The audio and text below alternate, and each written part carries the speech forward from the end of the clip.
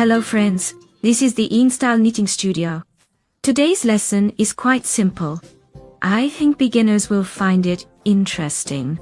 In previous classes, we learned how to knit basic stitches.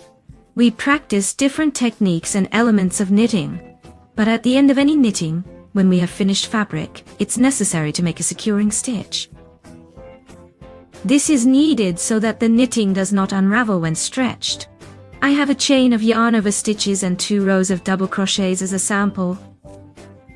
Now, let's say I want to finish knitting. Many people think they just need to pull the yarn, cut it, and that's it.